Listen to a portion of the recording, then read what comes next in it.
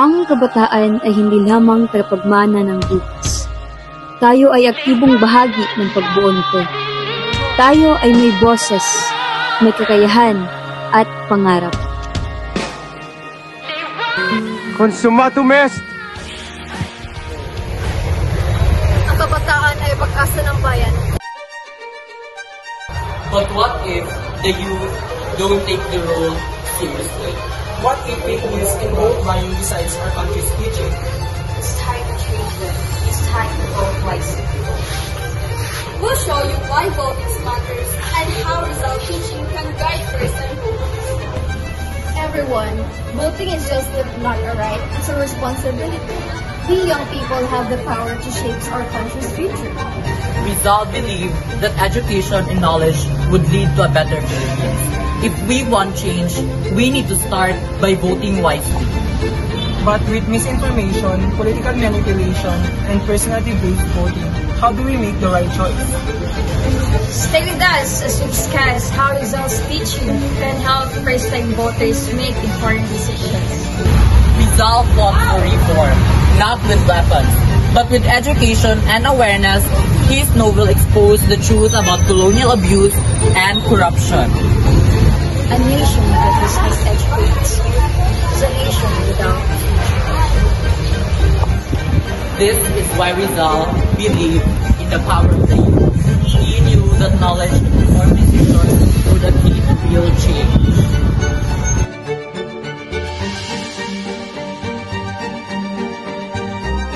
Today, misinformation spreads faster than ever. Many people vote based on personality, not platforms.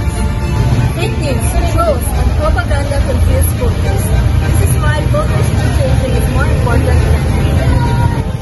If we vote without thinking, we allow corruption to continue. If we research and vote wisely, we honor Rizal's vision for the better Philippines. So this is why we need to be a responsible voter. So how to be a responsible voter? 1. Fact check your candidate. Check their achievement, platforms, and character. 2. Avoid misinformation, fact check before believing it or sharing it. 3. No to vote buying. Your vote is not for sale. 4. Encourage others. Talk to your family and friends about voting responsibly. 5. Think about the future. Don't vote based on popularity. Vote based on integrity. So this is how to be a responsible voter. Vote wisely! Mga kabataan, maging maliwanag tayo sa dilim. Sa ating mga kamay, nakasalalay ang kinabukasan ng ating bayan.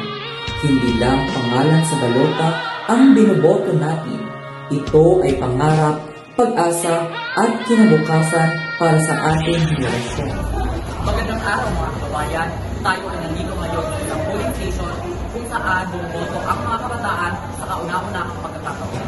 Pero bakit nga ba kailangan seryosohin ang pagboto?